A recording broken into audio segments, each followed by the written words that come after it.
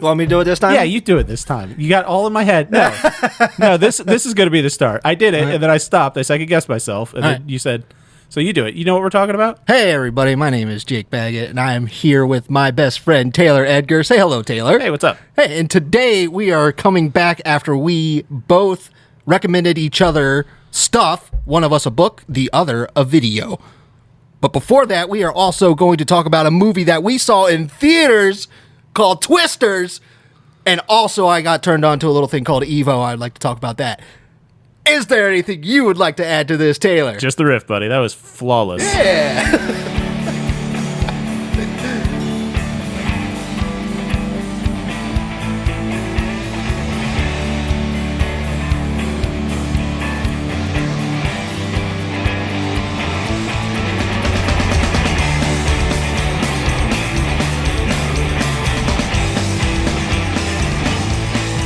Oh, something a little bit different.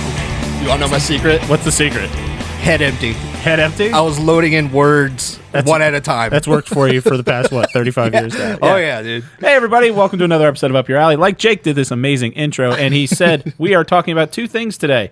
We are talking about Jake's recommendation for me, the YouTube video Yoko and The Beatles from YouTuber Lindsay Ellis, and my recommendation for Jake, the novel This Is How You Lose the Time War by Amal El-Mohtar and Max Gladstone. How you doing, Jake? I'm doing really good. Oh, man. Buddy. So how the show works is we recommend things to each other. We come back the next week and talk about it and rate it on a scale of 1 to 3 based on how much it is up our individual alleys. We used to keep score, but we don't anymore. Hey, how are you doing, buddy? I'm good, man. I just saw you like 48 hours ago. I know, right? That's pretty cool. So you want to talk about that up top? Why didn't we record right after Twisters? Because we went our separate ways. That's true. Like two twisters passing in the night. And also, what are we going to do? Record in the parking lot of the movie theater? I could have just came up by afterward. You probably could have. I don't know why we didn't think of that. It was late. It was. Not any later than it is now. That's true, it was. It's another late night but podcast. It's late again. So we went and saw Twisters. It was a movie we talked about briefly. We were both excited about it. I wasn't too excited. I was interested just because of Glenn Powell. See, I was jazzed from the jump. You're a new convert to Glenn Powell, which I think most of America is a new convert to Glenn Powell. I think now he's a Hollywood favorite, but he's always been an actor. So, Twisters, I'm not even going to say the sequel to the film Twister. Yeah, I think that's the thing that turned me off immediately is because it's like I don't need a sequel to Twisters. No. Twister. It's not even a legacy sequel or anything like that. Like Helen Hunt doesn't pop back up. Carrie Elwes doesn't pop back up. The only thing was it's a movie about tornadoes. Right. And beyond that, it's great. Yeah. By itself. What a good movie. Yeah, it's doing really well. It made domestically $81 million over the weekend. So that's pretty good. Hell yeah. For a non-Marvel movie, for a quasi-sequel to a movie that most people probably don't remember that well. Weird Do you have memories of the first Twister? Barely anything. What I remember is Bill Paxton, and that's just because that dude is crazy cool. Yeah, and Helen Hunt and young Philip Seymour Hoffman's in that movie. It's a good... I haven't gone back and seen it. It's on Max now, so when you load into Max, it's like on the front page, like, hey, remember this? And I remember seeing it just because it was a movie that when we moved up here, we got DirecTV for the first time because we were living in the country instead of the suburbs, so there was no cable. Right. And it was when you could do video or movies on demand. And there were two movies that were on at the same time when we moved up here available to watch. They were Twister and Anaconda. Yeah. And I think my sister and I watched Twister and Anaconda probably 10 times in the first couple weeks that we moved here. Wow. Yeah. And I have really fond memories of both of those movies now. Like, I think Twister was the first thing we rented when we got, like, my uncle came over and set up the satellite, and it was a whole new world. We have hundreds of channels now at this point. Oh, yeah. DirecTV was great. Twister was the first thing we rented. And movie channels are the best, man. I always had a soft spot for that movie. And you could watch the first, like, 5 or 6 minutes of a movie, and then it's like, oh, do you want to rent this movie? Yeah. And so I would watch the first, like, 5 minutes of movies all the time. I've seen the first 5 minutes of so many movies that I've just never seen the rest of because I just never bothered to rent them. But I like the first one. It's really in my genre of I love a good... Oh, the dog's under the table, and I think I just stepped on him. Don't hurt. Sorry. Oh, poor dog. There's a thunderstorm going on. Yeah, right there's now, a thunderstorm, so the dog's underneath the table. He's not normally there. Yeah. But I love this kind of disaster movie.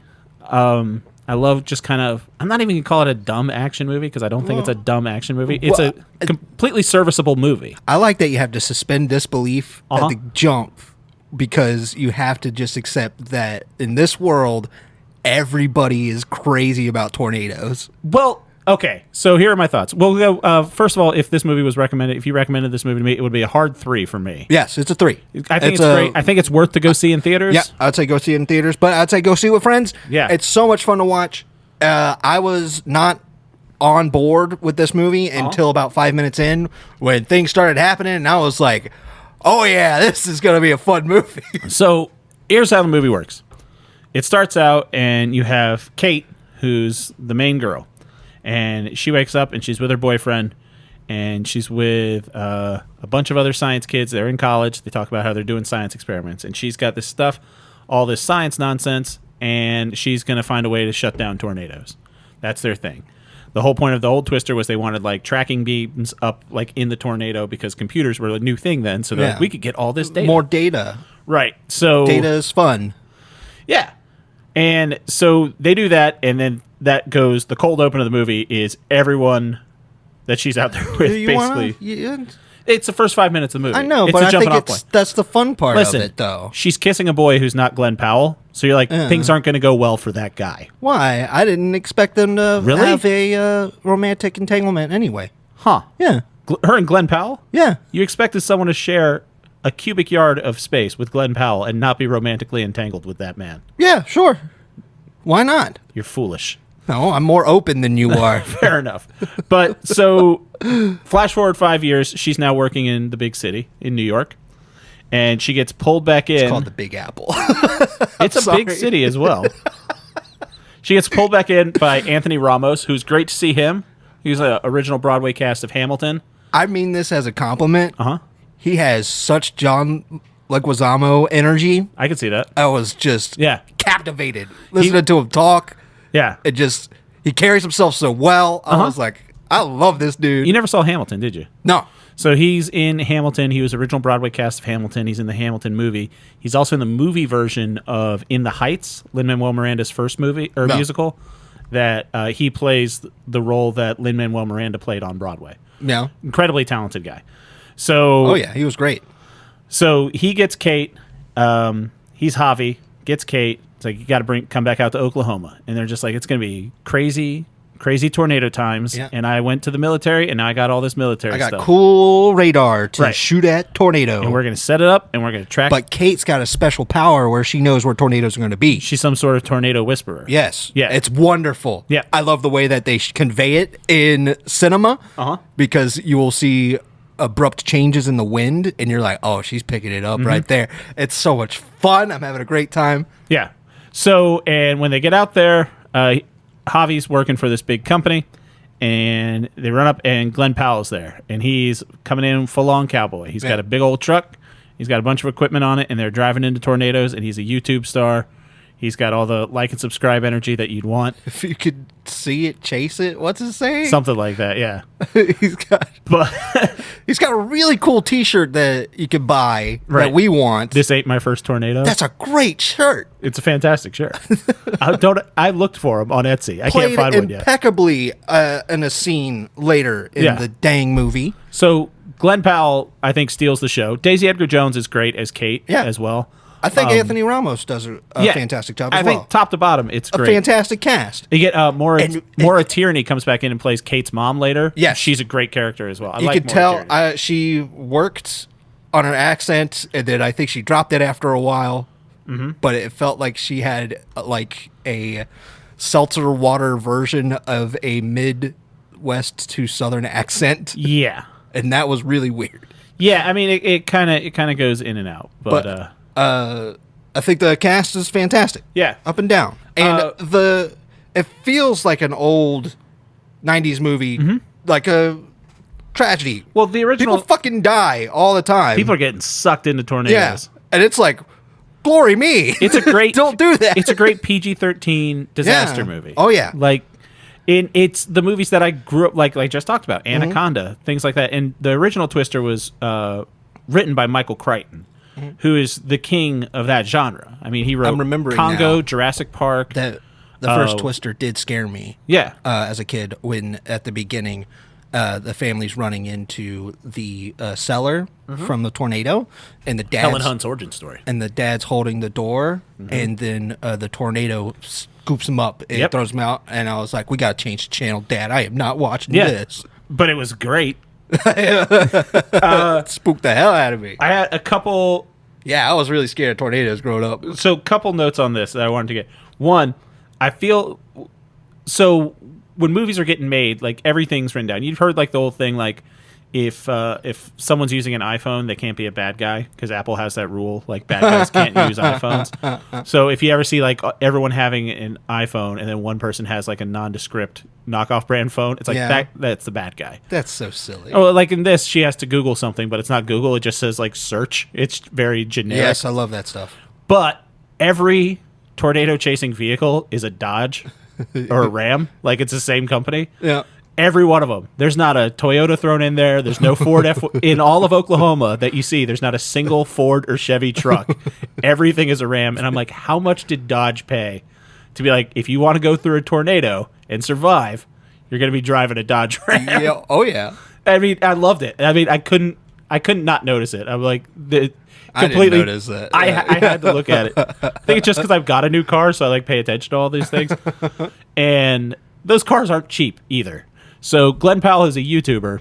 Yeah. And he can afford all this cool stuff, but still brings up that he has 1 million subscribers. I'm like, that's not a lot. In the grand scheme of things, he's got a team, you know? He's got a team, yeah. So, like, you're not pulling much revenue.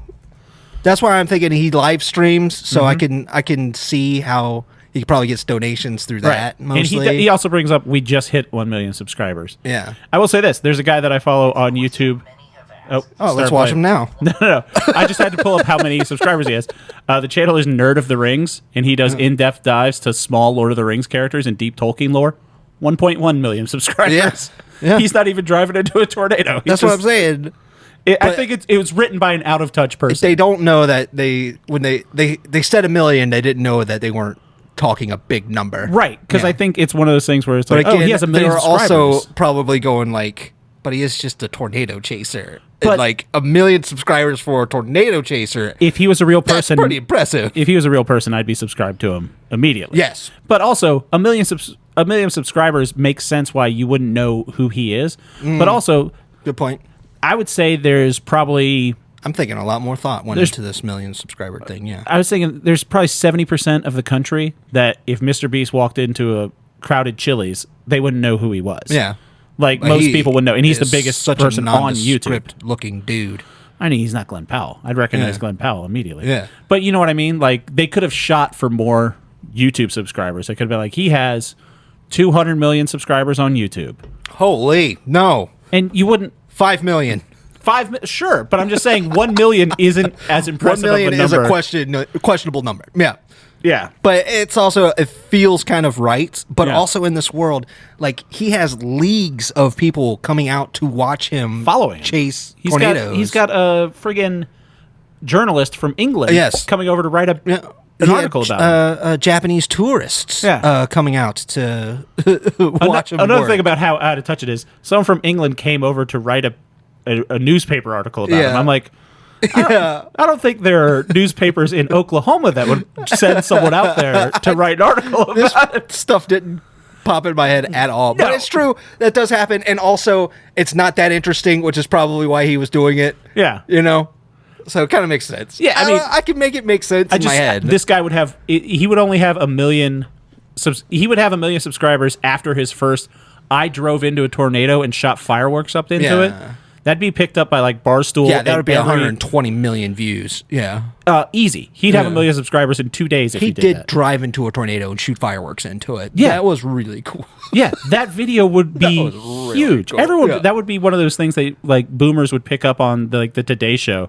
They'd be like, this person drove into a tornado. But suspension of disbelief aside, what else did I really like about this movie? Oh, it had one of my favorite things about it is something that we talked about when we got out of here. It had a good bit of what I like to call hot science. Yes. Which is one of my favorite things. It goes back to Jurassic Park. It goes back to Sphere, Congo, all of that genre of Michael Crichton-y Yes, things. very true. Which is two incredibly attractive people talking very closely to each other with scientific jargon that is just complete nonsense. Leaning in, chests pointed at each other. Very saying things like, if we're working with 15,000 kilograms of polymer, we're looking at about an 8 multiple increase. And you're like, It's like, oh. they're just typing in numbers and hitting enter. You mean to tell me the model's working all with wrong? We need to 45,000. increase the humidity by up to 42.5%. We're looking at silver nitrite. They're just so hot. It's just like, Let's just do this. It's just hot science. I Yeah. love it. The way all the characters work out is so much fun. Yeah. You know, it's such high stakes that the way everybody acts makes so much sense. I Yeah. love it. Yeah. I was going, I like to do the IMDb trivia. Oh my god. And I want to say that there's another thing that's in the IMDb trivia is the factual errors where people can print out and type in, this is what's wrong with the movie. Did I ever tell you what I wanted to do? What? Was go to the trivia for Epic Movie where they have the judo character breakdance and spin on her pregnant belly and say factual error. That would kill the baby. It's very niche, but I just keep doing that to all those stupid movies. so this is one factual error that was put in, and he says, in the first chase scene, the team is shown communicating on CB Channel 9. CB Channel 9 is dedicated for emergency communications and traveler assistance only by regulation. Though many disregard this law, a group of intelligent college students would not blatantly disregard it. There are 39 other CB channels to choose from. Someone got taken out of this movie immediately just by seeing what CB channel they're on. They're going to chase a tornado. They're letting the emergencies know. I understand. And not only, but he Wow. says in his thing, though many now disregard the law, he gets upset by this on a regular basis. And I want to find this guy. dude's on 9 all the time. And he's probably just telling people to get off Channel 9 when someone just flipping around with a CB. They're playing breaker, could breaker. see- What I say, this is an emergency channel. They definitely should have added a line that was switch to 9 just in case. Yeah. You know, I don't know. I think it's that would have hilarious. been nice. But yeah, that guy got. Yeah. Also, right under that, someone says, underpasses are not actually a safe place. If the winds are strong enough, they will suck you out and batter you with debris. That's exactly what I feel they like said. you walked out of this movie after you saw the CB Channel 9 thing. They said that when they were going under the underpass. Yeah. They're like, let's go to the underpass. I was like, no, I know. that's the worst place to go. I know. And then it turned out to be the worst place to go. In my headcanon, that's the same guy. He sees them on CB Channel 9. And he's like, this is bullshit. He gets up and walks out of the movie. And as he's walking out, from behind him, he hears someone just go, let's go under that underpass. And then he hits the door before they could say that's not a safe place. He's like, I'm writing this right now on IMDb. Screaming. I'm so irate. Yeah. The factual errors and twisters. Man. Another fun thing is there's a scene where they're in a hotel and there's a patron being a dickhead.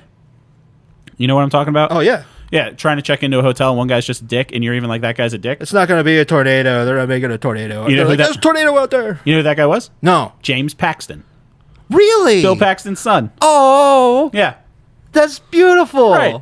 And the only other person that I think in my head, since I really started thinking about this movie too much, that pulled over from both characters and I think is playing the same character in the same one, the guy that sells the trailer, the big aluminum trailer at the end, he was the same actor, Daryl Cox, in Twister, and in that, he was a mechanic.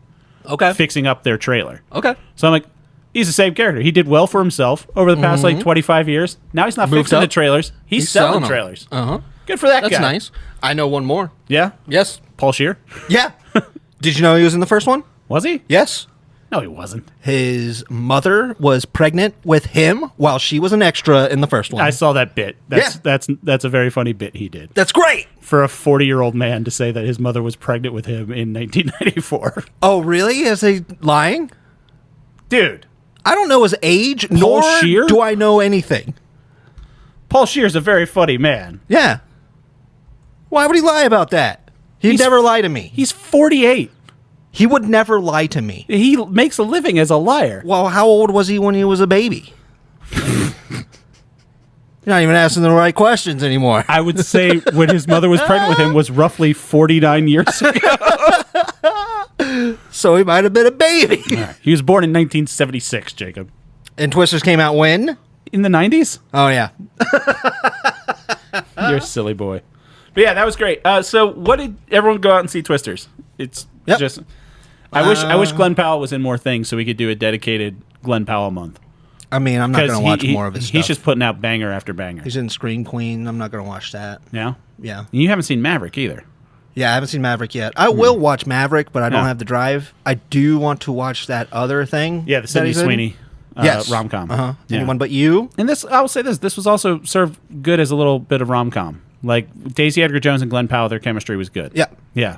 Really good chemistry. But then again, Glenn Powell is acting his ass off in this movie. He's so great. He is good. He's cocky when he's on camera, and then you could see him just, like, switch when he's, like, the camera's off, and he's like, all right, I gotta be serious. I gotta help all these people. Well, he thinks his charm is undeniable. Yeah. It's good stuff, man. The bad guy that was Javi's nerd boss. Yeah. Or like the guy that was, working with Javi with the glasses. Yeah. Do you know who that actor is? He looks like Oz Perkins. No, it's David Cornswent. That is your new Superman. Really? Mm-hmm. Wow. He looked like Clark Kent in this. When I finally realized who it was, when he started talking, I was like, oh, that's the new Superman. And I was like, he's got the glasses. I was like, all right, I buy that. He's kind of a Clark Kentish man. I'll do it. Yeah, Short. it's going to be fun. And Kieran Shipka, that was in the very beginning, she was in the running to play Supergirl in the Supergirl Woman of Tomorrow movie. But she did not get it, which is a bummer. Why? She would have been a good Supergirl. How would you know? Because she's a great actress. She was in this. She was in Mad Men. She was in that Sabrina show. She'd probably be dog shit. Rude. Yeah, it was. Yeah. And unnecessary. And I apologize. The Supergirl Woman of Tomorrow is a great book. All right, so what did you do? You're watching some competitive... So I actually sat down and I caught the final 6 of the Street Fighter tournament at the Evo tournament. Okay. Yeah. And this was streaming online? Yeah, every year Evo is a big fighting game tournament. They do Mortal Kombat, they do Tekken, but Street Fighter is the big one. That's the last final event, and I actually caught the ending of it. What Street Fighter are they on now? Street Fighter 6. Street Fighter 6. And now I might buy Street Fighter 6. I might watching buy a freaking arcade stick. It was really cool to watch these people. Is that what most of the guys were playing with? Yes. 6 buttons and a joystick? 8 buttons. 8 buttons. And a joystick. Have mercy. And most of them were playing with that. Oh, yeah. Nice. But it was Punk won, which doesn't mean anything to you, but he's USA, so USA took it home. Love it. And right that before dude, the Olympics start. Punk, when he wins, he just starts welling up in tears. He's hugging Big Bird, the guy that he played. He played Big Bird 3 times in a row. And it was like a gauntlet, dude. You could tell. You watch these guys shaking with adrenaline and nerves while they're like in between. And I'm like, I'm blowing up watching this stuff, dude. So wait, is each round just like one match? Like best of 3?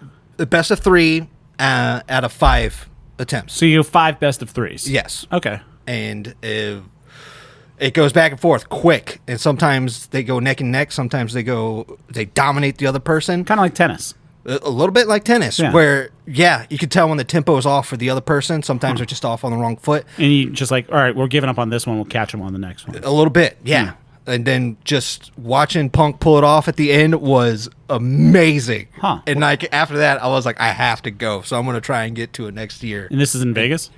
Yes. Every year it's in Vegas. Well, yeah, we talked about it briefly beforehand when you mentioned that, because SmashCon, I want to say it's the biggest Smash Brothers tournament in the country. I don't know. I don't know how many there are. I'm not sure, but I know that it's near us, though. Yeah, it's going to be at the Dulles Expo. Yeah, it's up by the airport. Yeah. And my buddy is entering. It's nice. So good luck to him. Yeah. I hope he brings home a trophy. That would be fun. Oh, shit. I'm going to be out of the state that weekend. Yeah. Damn. I can't go either. Well, dang. Bummer. Yeah, I got work. Yeah. Otherwise, I would have been there supporting my roommate. Could be fun. Well, speaking of competitive games, I got suckered in. So I mentioned this to you, that EA had a thing with their subscription service, whatever, where it's like $6 a month, and then they give you 10 hours of the new college football game. EA Pass or whatever. So that game, NCAA 25, is probably, I mean, as far as my algorithm goes, the biggest video game right now. Yeah. I think sales-wise, it is the biggest video game. It's the only sports licensed video game that I've heard about in years. You know, like anybody's talking about. Because they haven't made one in 10 years. So they used to be. No, I mean, like, I don't see anything about NFL, like, in media Because- or anything. Right, because they put those out every year with just an incremental Exactly, change. right? So what happened was years ago, the people from NCAA, if you're not familiar, up until recently, college athletes weren't allowed to make money. Yeah. They were given their scholarship, and they're like, "Hey, you're going to get some head injuries and a communications degree, and that's what you get for making And we're going to millions of dollars off of millions you. and millions of dollars." Millions of dollars off of you. The head coach for a place like Alabama makes more than any head coach in the NFL, and they're paying the players nothing. So that recently changed, and one of the things about that was in 2014, which was the last NCAA game, NCAA football, you would get it, and it would be the University of Virginia, but it didn't have the players' names. It would just be like the quarterback is number 7, and their real quarterback is number 7, but it wouldn't have his name or anything like that. So they had essentially the person's likeness in everything but name. So people started suing for likeness rights. Raw. And EA Sports, being the good, benevolent company that they are, just decided to stop making the game instead of having to pay people. Mm-hmm. But granted, it's not like in the NFL games when you're playing Madden. There's an NFL Players Association that, collectively bargains to put every NFL player in the game. That's a good thing. There was just not that thing for college. So now there's a way in college, they passed it, I want to say it was like 3 years ago, where college athletes can now make money while they're playing. That's why a lot of these athletes now are blowing up on Instagram and other things like that, promoting supplements, promoting shoes, getting deals and everything like that, which is good. So weird. I think you should be able to make your money. I agree, 100%. Yeah. But it's just weird that you'd want to play a game with, like, authentic college kids in it. No. The reason that it's better is because college football in America is like soccer everywhere else in the world. It's much more localized, and you could root for. You're not just rooting for, like, let's say you live in the South. College football is huge in the South. If you're in Georgia, you're a Braves fan. But if you're in Alabama, you're also probably a Braves fan. If you're in South Carolina, you're a Braves fan. Missouri, Cardinals fan, but probably also a little bit of Braves fans out there because that's the team.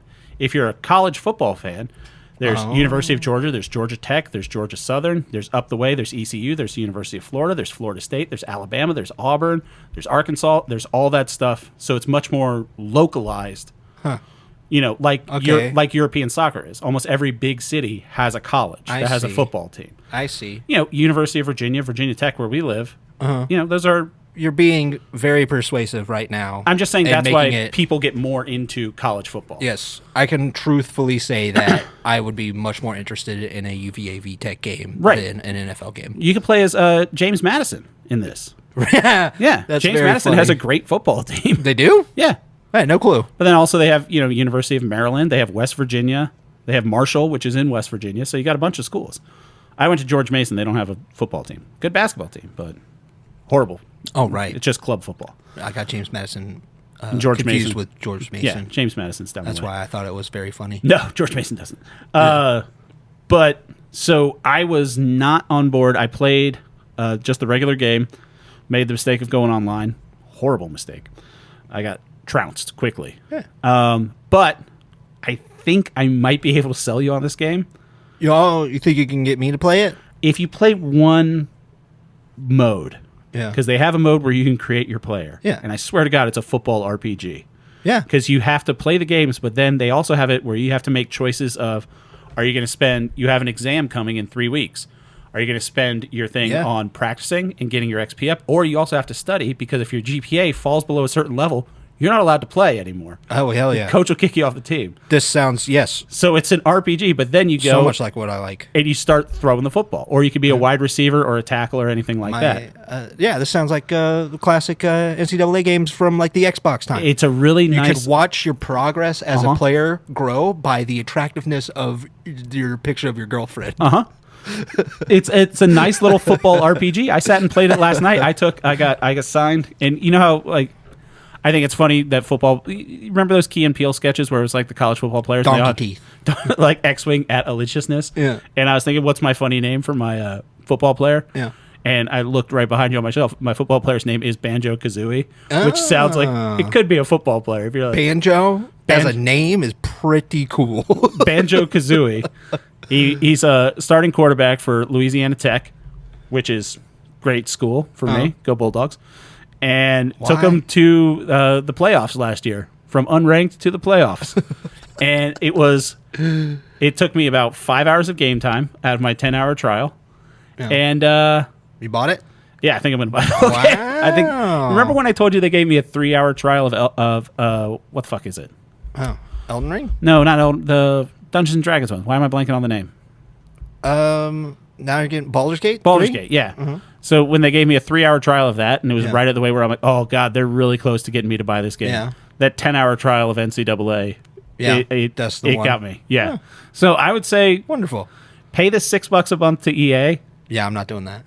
Try the 10-hour trial. I thought about making it your recommendation for you this week that you had to play fantasy mode, Probably wait until that game is dirt cheap, and then I'll probably which will play be it next then. year when they put out another one. Exactly. Yeah. Yeah, but it's a blast though. I love it. All right, let's get to our recs for this week. We talked. More hockey games. My favorite hockey game was a game for Xbox. It was NHL Hits. NHL Hits is great. NHL 98 is, of course, the greatest. They have a new roguelike game called Tape to Tape, which is pretty fun. Yeah. Yeah, you can do stuff like throw your stick at people, and one of the perks that you can get is you can hold 3 sticks. So you can just keep throwing sticks at people. You have a quiver? Yeah. Nice. You wear them on your back. Like Casey Jones from Ninja Turtles. It's awesome. That's it's fantastic. a really fun game. No, that does sound fun. I got Tape to Tape. Yeah, Tape to Tape. Is that only on Steam? Yeah, I think so. Bummer. I'll check it out though. All right, let's get into our recs. Let's talk about which one do you want to talk about first? Let's talk about mine first. Your rec? Yeah. What I rec? We don't talk. The What book I or recommend to you. the book or the YouTube? The YouTube. Yes. So you recommended the YouTube short, not a short, sorry, the YouTube video. It's an hour and 41 minutes. Yoko and The Beatles. This was uploaded 2 weeks ago. So I got 1.5 million views. Nice job, Lindsay. Lindsay Ellis has 1.2 million subscribers, so she's got 200,000 more subscribers than fucking Glen Powell Tornado Wrangler. Jack. Isn't that his name? No, His name is Jack? No, Damn it's it. fucking Tyler. Tyler. Tyler. Yes, that's right. Yeah. That sounds right. God, Glen Powell's great. So Jake, why'd you pick this movie or this YouTube? This video really stuck with me, when I watched it, and it was something that I wanted to discuss, and it felt appropriate at the time, and I can't remember why anymore. Because I made you watch that Taylor Swift thing. Yes. sense. It's about women in this type of industry. Specifically, it was about Yoko. Yes. And the Beatles. More specifically, yes. Uh So it felt poignant as well. huh. So I was like watching the Taylor Swift thing, and I was thinking about this as well. Yeah. And just how women are treated in this type of industry. So we don't need to go into too much. Everyone knows who the Beatles are. Yes. And who Yoko Ono is. And I actually mentioned to someone that I was watching this for the show. Mm-hmm. And Yoko Ono and the Beatles. And it was like, oh, is it all about how she broke up the Beatles? Yeah. And I was halfway through watching. I was like, interesting. Yeah. Because that's a point that Lindsay brings up in this, is that's the preferred story by course. people who aren't big Beatles fans. Break that up the band, she Yoko. broke up the band. Yeah. And that's something that I had in my head as well. I knew it was played up a lot, Yeah. but I still thought she had more to do with it than it turned out she did. Yeah. And that's what Lindsay's going for. So Lindsay, as a video essayist, Yeah. I'll say it right now, because you recommended this video. Yeah. This video is a 2. Uh-huh. Lindsay as a channel is a 3 because I watched Absolutely. lot. I watched a lot of her stuff. Good. So I'm subscribed to her now. This one in particular is a 2 for me. Yeah, sure. So in the video, she spends it's an hour and 40 minutes. She spends Yeah. the first half talking about Yoko and the Beatles. And that was my favorite part. It's when afterwards, she talks about women in general in media and how they're portrayed. Essentially, she compares... The biggest comparison would be the Kurt Cobain and Courtney Love. Right. Where John Lennon makes a decision, everybody blames Yoko. Mm-hmm. Kurt Cobain makes a tragic decision, Right. everybody blames Courtney Love. Right. And they're saying, like, behind every these tortured artists that work so hard. And Lindsay's good about bringing that up as well, like the psychology of it. She infantilized geniuses, I think is the term she used, where it's like, oh, they're just a troubled little artist boy, and this woman sucked them up and everything, which is never the... It's never the... I thought that Yoko broke up the Beatles. I didn't think that's why. Mm-hmm. I thought... Because John was never my favorite Beatle. And this is... So my uninformed take was always that Yoko was telling John that he's better than he is. Yeah. Right. And right. He thought we need to go solo and do our own thing. I've always been a Paul and George guy. Yeah. Like, that's... Me too. That's just me. But after this video, I actually appreciate the Beatles a lot more. I will say that, yeah. Because I've listened to their music. I've never looked into anything else, really. Right. I like the Capitol Records more than most, because that's what I've listened to the most. You're a hold my hand guy. Yes. But now, watching how these people are and how they're so different, but they all care about music so much, and how they just got along well enough to make fantastic music, was very cool to me. Yeah. They all had a completely different approach to how to create music, and... They all fed off each other enough that they created amazing stuff. Right. So I was like, Beatles are actually pretty amazing. So it was nice to see that. But I didn't know there was such turmoil while Yoko was there, and I'm sure Yoko didn't help. But it was clearly not all her. The band was breaking up, and she was just an easy scapegoat. And like I said when I was talking to you about it, it was when I was finding out more about her performance art that I was realizing that she's not just a weirdo that everybody, that media claims her to be. I mean, and she's still a little bit of a weirdo. But she's a weird person. It's the good artist but weirdo. There's a great heart to it, Yeah. Where that story where she says, while she's living in Japan during World War II, and her little brother's crying because he's so hungry, and she's like, what type of ice cream would you eat right now if you could eat ice cream? And they talked about the flavors of ice cream and made him smile. And she was like, even the imagination can change how you feel. And she's like, that's such a powerful thing. Exactly. And I was like, that's a wonderful thing to chase and a wonderful thing to experiment with. So my heart started growing for Yoko during this stuff. Yeah. And I liked when she went into the Kurt Cobain and the Courtney Love thing. I didn't mind that comparison. It's when she, and this is like, I'm not saying that her arguments were invalid. Yeah. I just think it was kind of more stretching for content, which I get, and trust me, I made a YouTube video drawing comparisons between two shows. Like I could stretch it out to 8 minutes. She put in an hour and 40 of a great video. The Beatles stuff was super compelling, and I thought, maybe it's just that she spent a little too much time on like the Amber Heard stuff and the Meghan Markle stuff. And I think those aren't as comparable, because I wouldn't compare Meghan Markle to Yoko Ono, just knowing what I know about Yoko Ono. Like she's... And granted, I wouldn't compare Prince Harry to John Lennon either. Yeah. If you're making the comparison to like... But I can see how people would say, the blanket statement of these women are... destroying these men. Yes. And that's the thing that I was focusing on. And it's Prince Harry didn't have a decision in this, or Kurt Cobain didn't have a decision in this, or John didn't have a decision in this. These women came in and manipulated them to get what they want. Right. And that's what's going on. No, I'm not saying the comparison's wrong. I'm just saying it didn't vibe with me as much, because like hearing about John and Yoko and hear about Courtney and Kurt, like, and then you hear about Prince Harry, I'm like, I'm not saying that what the criticism is valid criticism. I'm just saying, fuck all of them. Like, I don't care about Johnny Depp or Prince Harry or any of them as much as I care about Kurt Cobain and John Lennon. I agree with that a whole lot. That's just the only part of the... And again, but also the Amber Heard thing was, I felt that in real time. That was something that I was invested in, just because we could drive to the courthouse within a day and be there. And I was like, wow, like... Amber Heard's such a mean person, and then more and more stuff comes out that Amber Heard isn't a mean person, and it's like, that's wild how quickly that turned. Well, like how much they infected my brain from the beginning. Oh, for sure. And she puts out good points about that, but it just it didn't click with me as much, because I'm like, fuck those people anyway. I can understand that, but I was more interested. She draws that's great. I was more interested in the comparisons that were happening. Even more so the one with.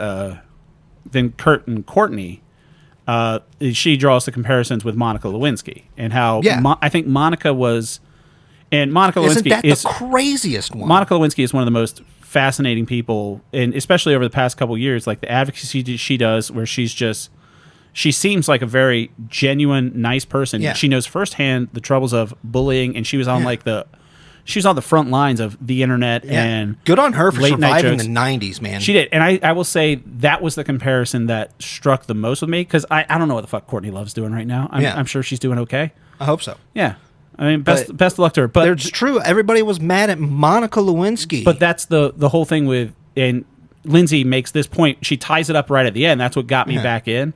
Is she ties it up with how Yoko just doesn't say shit about this. She doesn't play being the victim. Yeah. You know, she's like, this is what happened. I know what happened. I don't need to try to. And that's kind of what turned me off, especially about Meghan Markle and Prince Harry, is the Yoko never played the victim. Monica Lewinsky never really played the victim. She came out and said, no, I'm past all this. Yeah. I'm living my life. But it's perfectly valid to play the victim when you were the victim. I understand. You know what I mean? Yeah.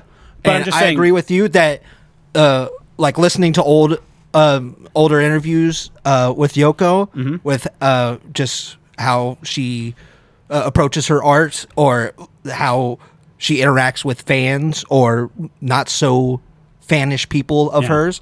She has a great mentality about it. She still has a good sense of humor about it. She does seem funny, yeah. And it's like, can't help but feel inspired by her. Yeah. Just because she went through the ringer just as bad as anybody else. No, yeah. Same thing with Monica Lewinsky. That's what I'm just saying. The video as a 2 is a 2, because I'm like, you probably could have knocked 20 minutes off of this. Yeah. And I don't know.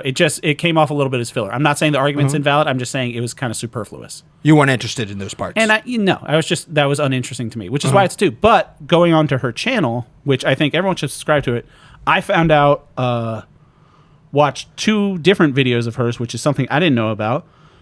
She has one where the thumbnail says, Mean Girls But Stupid. Some person named Addison Kane's lawyer was suing her. And she's like, but you need to go back and watch this video for context. And then I watched another video for context, which was just called Omegaverse Lawsuit, which is a lawsuit between people in the fan fiction genre of wolf-based erotica. Yeah, isn't that the wildest story? So when I saw that, I was like, "Oh, I'm full in on Lindsay. Like she's great. Yeah, she's great as." Really so good. I watched those. Which other ones did I watch of hers? I watched. She's got 2 hours worth of stuff on Game of Thrones. Watched that just because I had watched House of Dragon, and I'm kind of falling off on that show. She has another one about tracing the roots of transphobia in pop culture. That was a really well researched and put out thing. Yeah. So like Lindsay gets a full on 3. Hell Like, yeah. I want to see what she does. Also, a return from in her voices, like when she has people like read things. H Bomber guy pops up in there a lot, and I like hearing his voice. He's a very funny guy, and it makes me happy when I see YouTubers like, oh, they're friends. Yeah, that's great. They're friends. Yeah. Well, it's nice. I agree. It's like when you see like videos of like National Geographic, and it's like a fox and a badger walking around together, and like, look at them. They're getting along in real life too. That's fantastic. But yeah, Lindsay Ellis, follow her on YouTube. She doesn't need it. She's got more fucking subscribers than a tornado right now. I'm happy you like her. Yeah, she's great. And I say it's worth checking out the Yoko and the Beatles video too. But check out everything on her channel. Like everything's good. I haven't read any of her books. I want to try out her books that she wrote. Yeah, I don't know. Well, one of them, I would agree. She's a good writer. We should try it. When she pops up, it's one of her videos when she was calling like it's like this, but for girls, or like for her. That's a running joke that she has. When she's like, it's like this, but for her. And one of them, she says, it's like the Dark Forest, but for her. And I love the Dark Forest. Like that's in my 3 body problem books. So I'm like, all right, I'll probably check this out. So yeah, let's get into, speaking of books, let's get into my recommendation for Jake.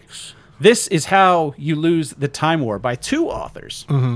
I recommended this to you because I've been going through books. This was on, when it came out, it was recommended by it's on hiatus, but the podcast, the Jeselnik and Rosenthal Vanity Project with Anthony Jeselnik and Greg Rosenthal. They have a thing which was kind of one of the instigators for this podcast, where at the end they both recommend something. It's called Recommendation Station at the end. But I think I said this when we started the show. They would recommend things to each other, and the other one's like, oh, that sounds good. But I want to do this with you, where you have to force the other person to do the thing. So when this book came out, it got a bunch of awards, and it was one of their recommendations because it's just the whole plot behind the book is there are two agents on opposite sides of a time war, red and blue. It's written by two different authors, Amal El-Mohtar and Max Gladstone. It won the Nebula Award for Best Novella in 2019 and 2020 Hugo Award. So the whole premise of it is red and blue.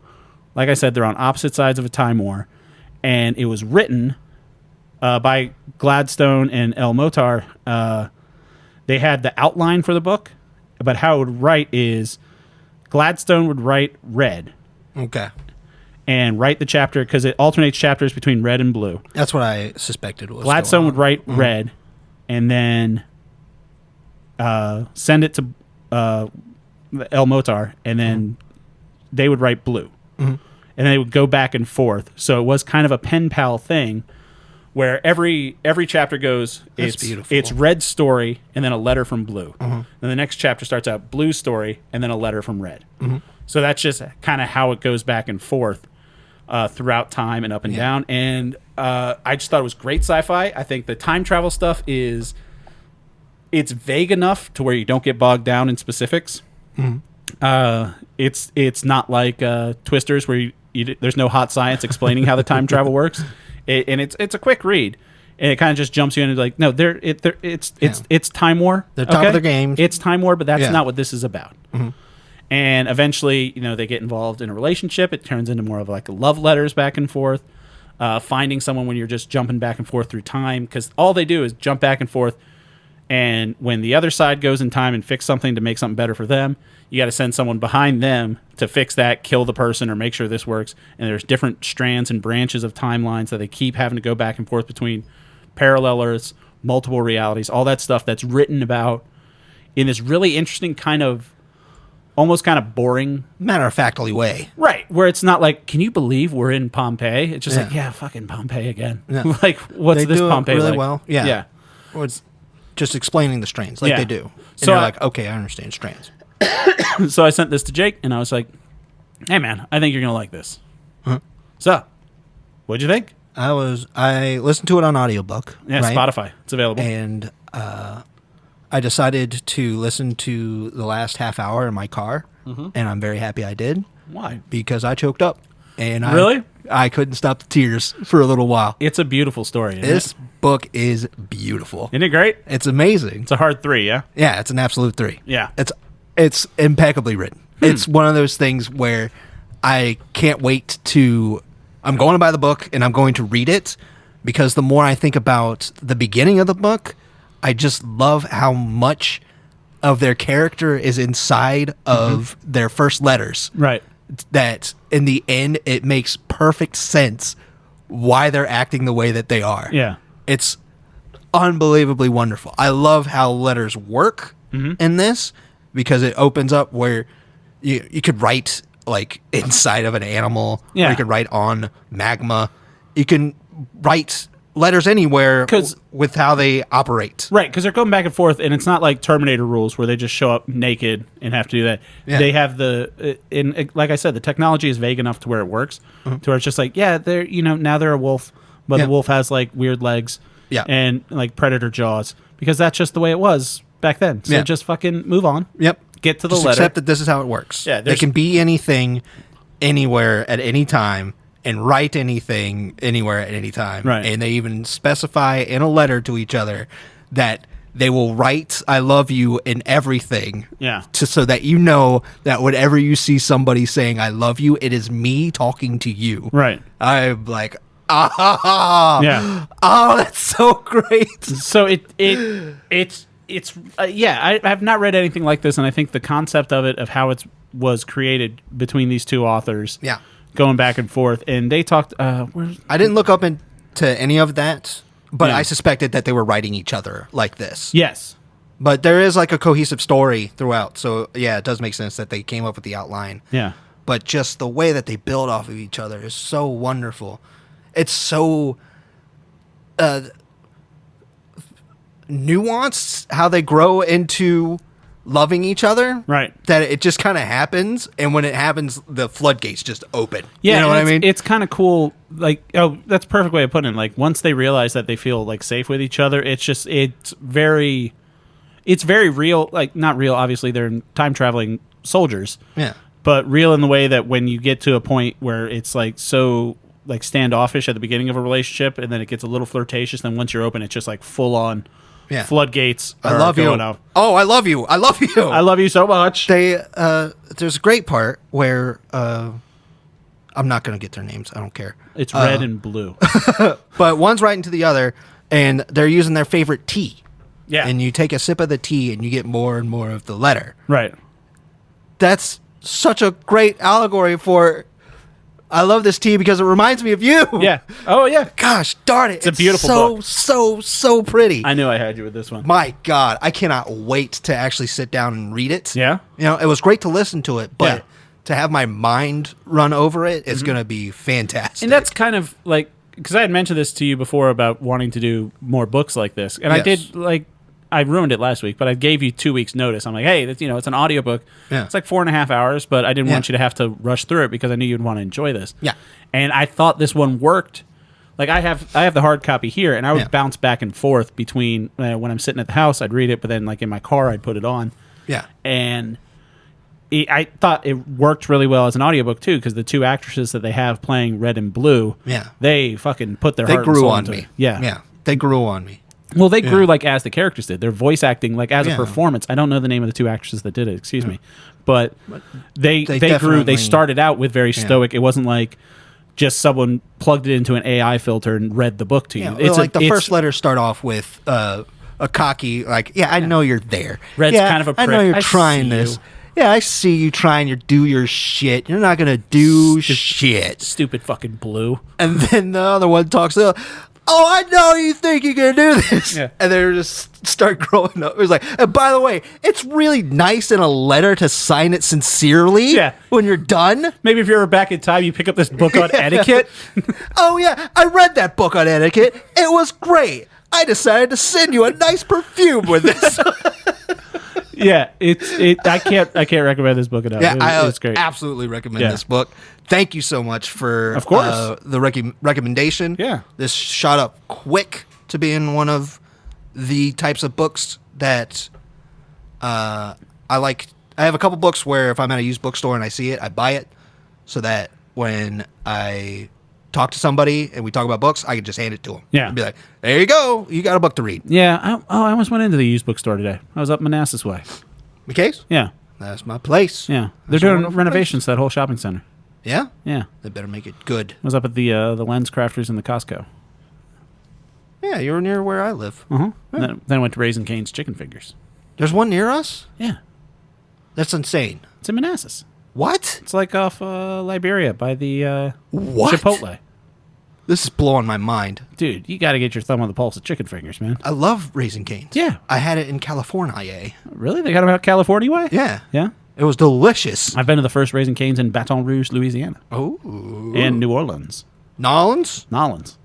You like Louisiana. I've been there once. Yeah. You can play as LSU in NCAA football. God, I kind of want to recommend NCAA football. If I recommend that to you this week, will you play it?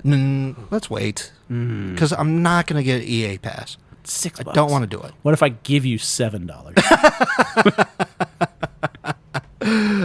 I don't want to do it.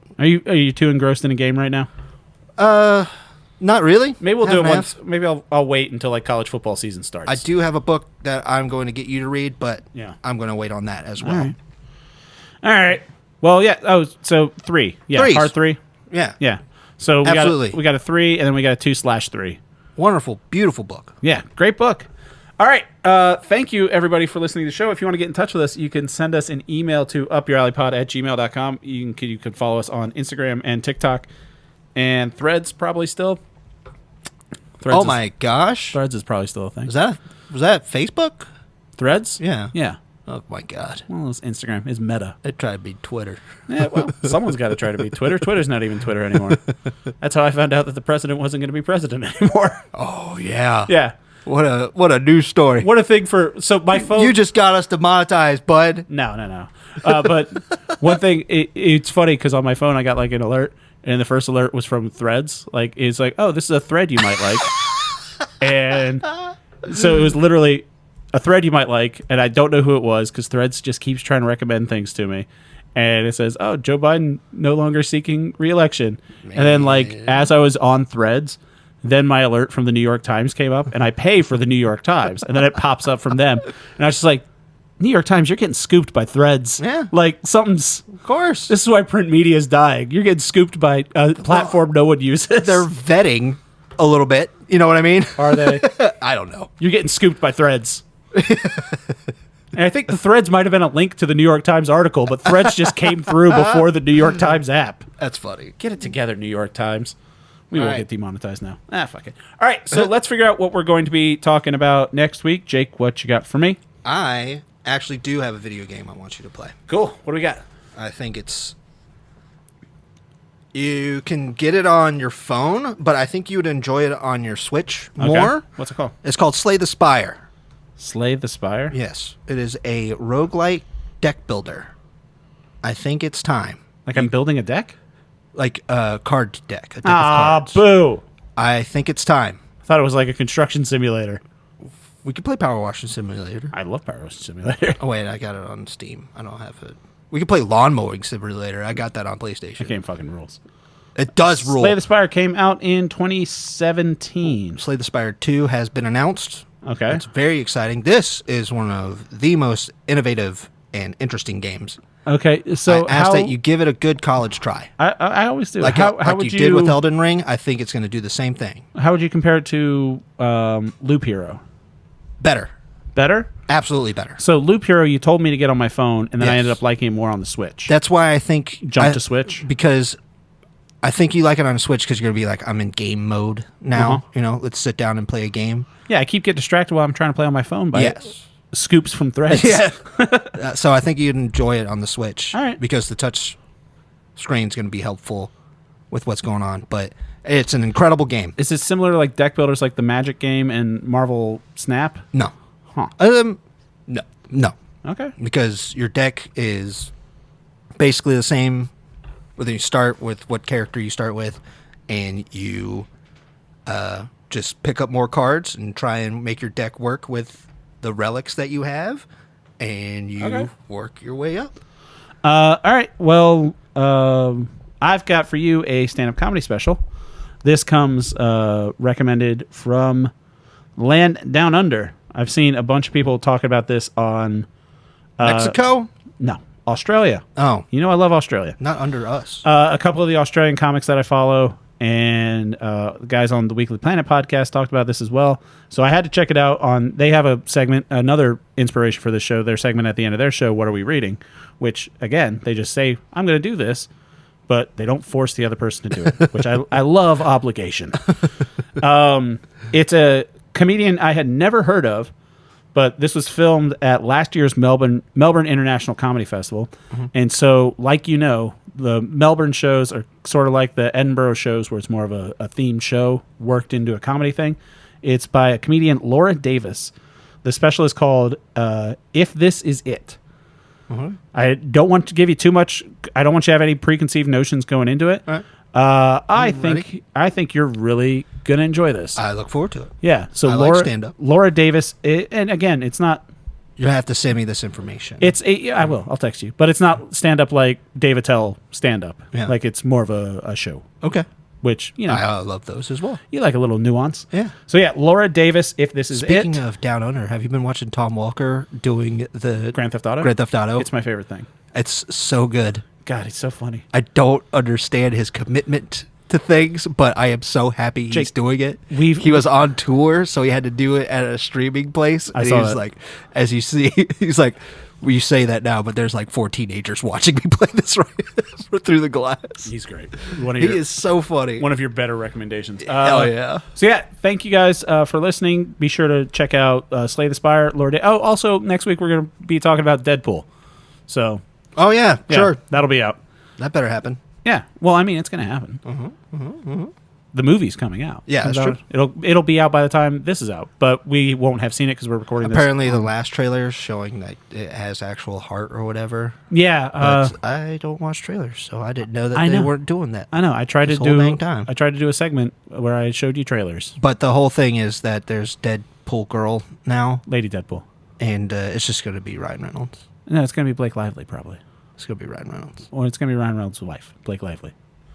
That's a good guess, Yeah. but I think it's going to be a woman body with Ryan Ryan Reynolds' Reynolds' face? head. Maybe. Yeah. You think Rob McElhenney will pop up? Why? Because they do the Welcome to Wrexham. They own a soccer team together. Oh, yeah, they're probably going to mention that, huh? Yeah. Yeah. Probably like an offhand thing, like when he called Josh Brolin Thanos. Mm-hmm. Yeah. And then they'll do an aviation gin thing. Maybe a Mint Mobile. I could see Aviation Gin more than Mint Mobile. Yeah, probably. me too. Yeah. That's a fun little thing. What are the cameos you're calling right now? I think Taylor Swift's going to be in it. Yeah. I'm calling that right now. Why? She's good friends with Blake Lively. They were seen hanging out together at a football game, and the rumor is they're coming in with all the other X-Men, and she'd be a great Dazzler. Wow. You think she's going to play a Dazzler. person? Yeah, I think she's going to be Dazzler. Not even Taylor Swift. I think they're going to go through the multiverses and all the different variants, and it's going to be Dazzler, a pop star. Wow. Yeah. Okay. Uh, No, the only one that I got is think the our- Deadpool is going to be Ryan Reynolds' you think head. friend of the show James Marsden is going to pop up as the Cyclops? Friend of the show, James Marsden? Yeah, why not? No, he's not going to show up. You don't think so? No, You're going to eat those words. Think Glenn Powell's going to show up? That'd be fun. God, I love Glenn Powell. All right, we're done with this. Thank you to Jimmy for doing all our art. Thanks for Brother Bill for giving us the music. Jake, thanks for coming out. Love you, buddy. Love you, buddy. Bye.